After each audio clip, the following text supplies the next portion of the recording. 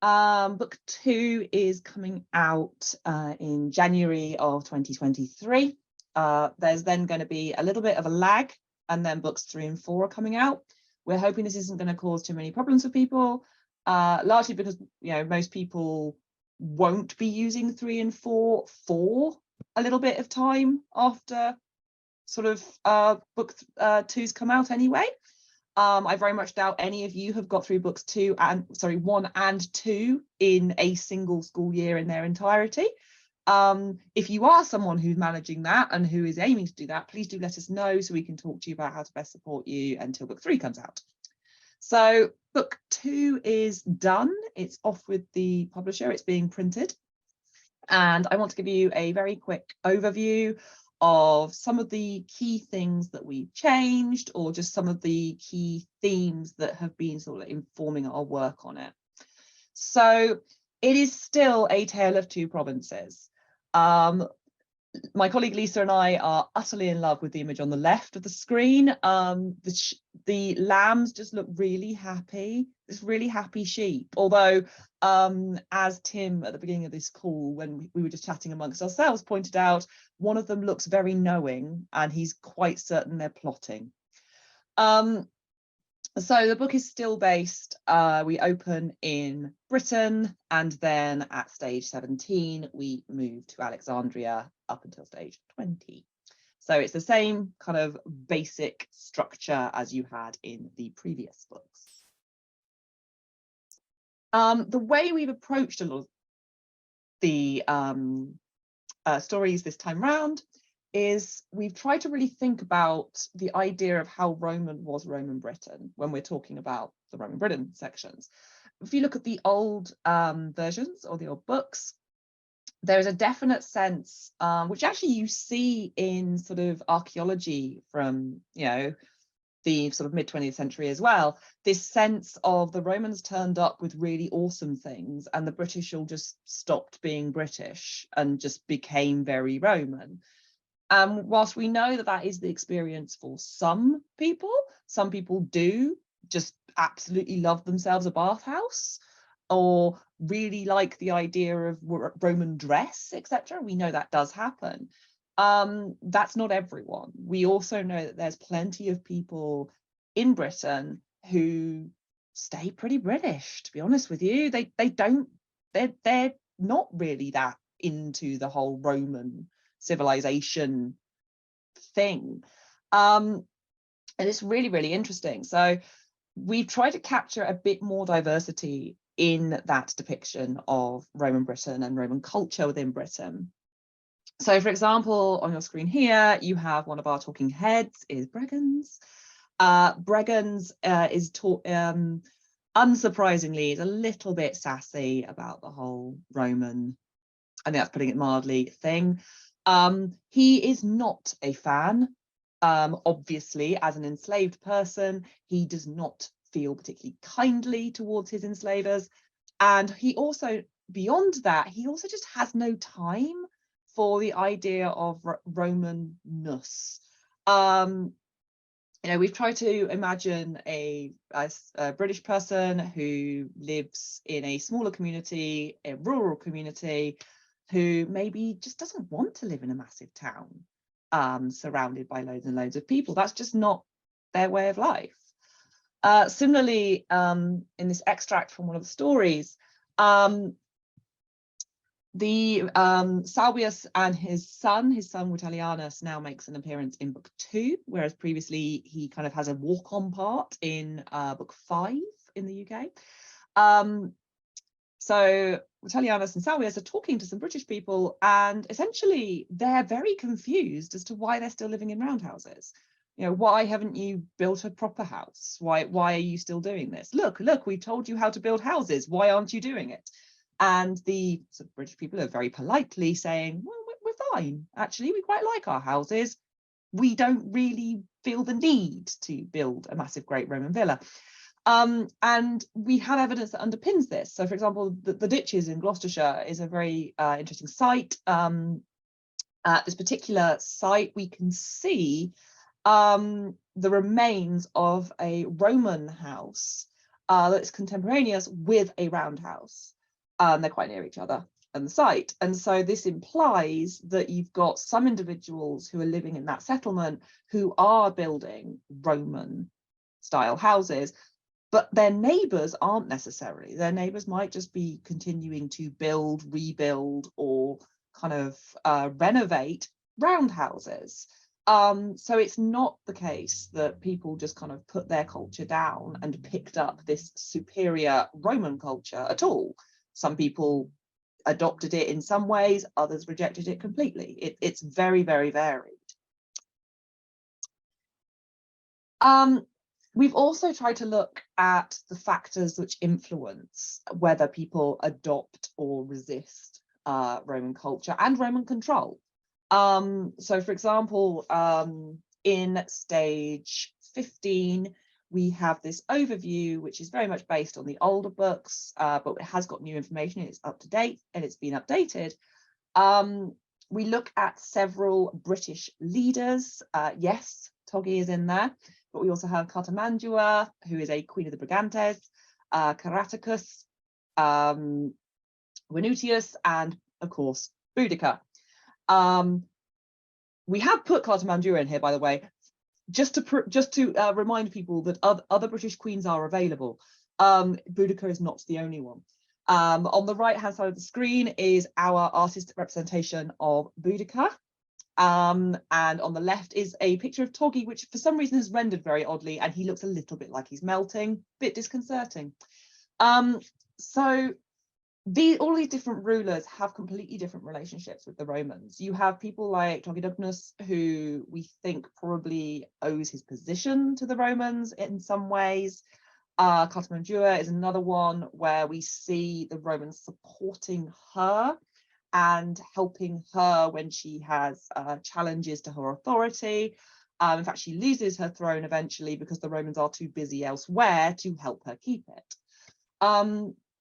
Then, of course, we have individuals like Boudica and Caradicus, who are thorns in the Roman side, and especially in Boudica's case, goes kind of storming around, burning, to quote Tacitus, slaughtering veterans and burning colonies. And so we look at the nature of the sources as well. We want students to really think about who is telling us this narrative. We don't want them just thinking Tacitus is being honest. Well, he's being honest, I suppose. He's not dishonest. He's just got a very particular viewpoint and he has a very particular aim with his work.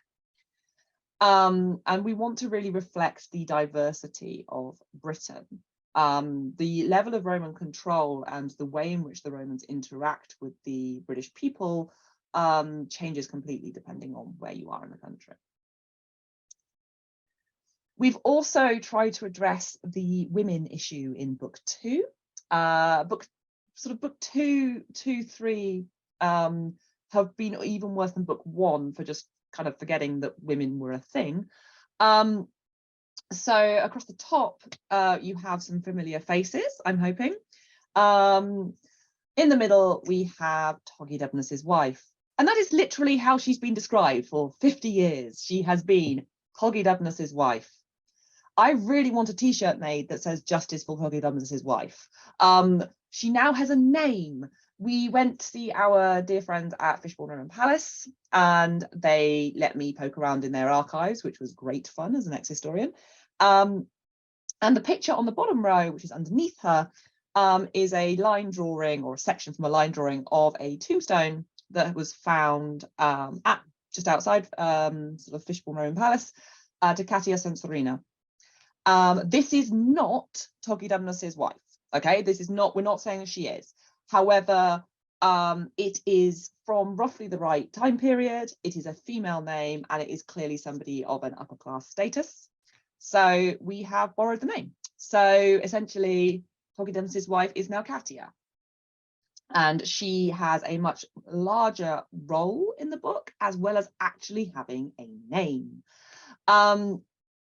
She acts as a bit of a foil as well. So obviously Toggi Debnus is a very pro-Roman British leader. We have imagined that his wife is a little bit more skeptical, essentially. She is very much a British queen. and she has a little bit less time for the trappings of Romanness than her husband does.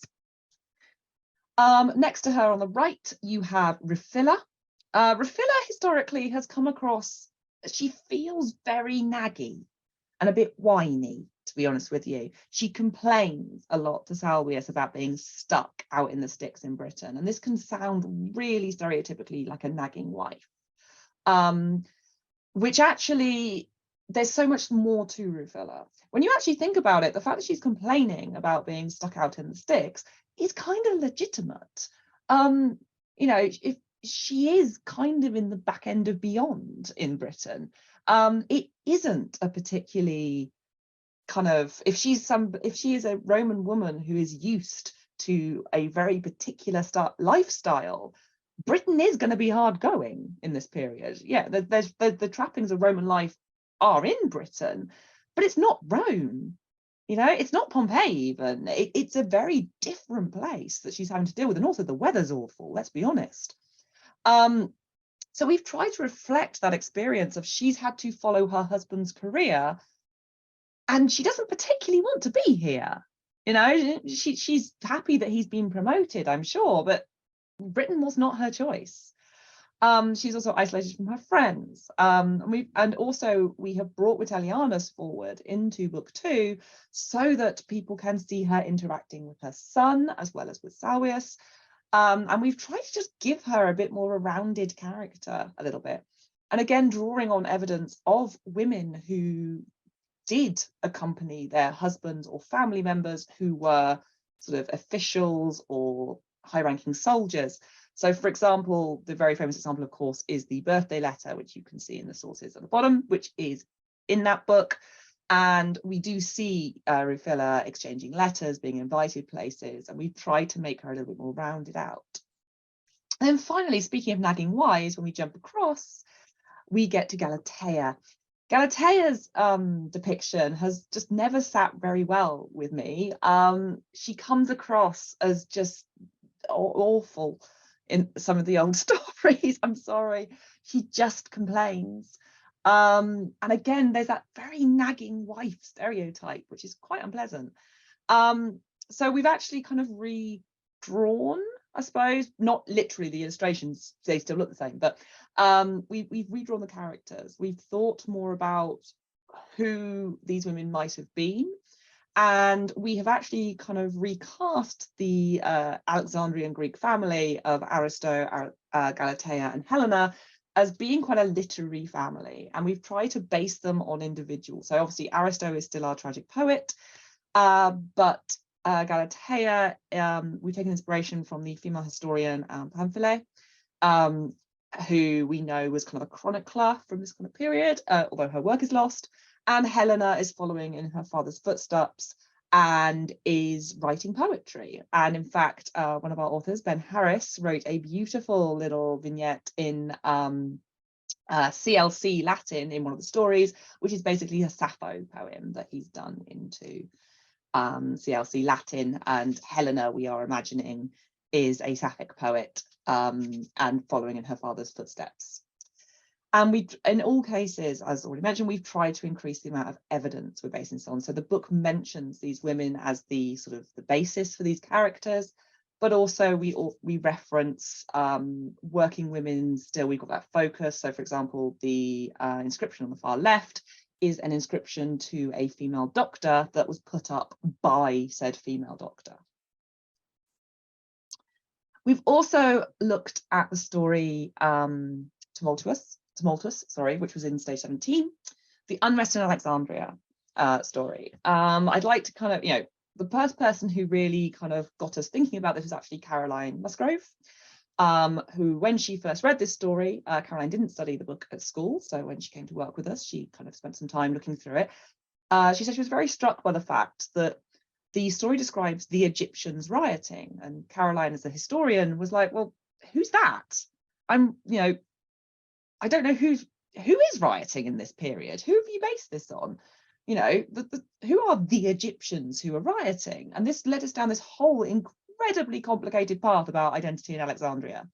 that once we knew how complex and nuanced this was, we couldn't leave it out of the books, because obviously we can't, it would be really sort of disingenuous, but it did mean trying to explain some incredibly complicated things to children. I have to say that if I could go back in time and maybe stop them from putting this book 2 in Alexandria, I might do, because it would have been really nice to have slightly older children working with this material.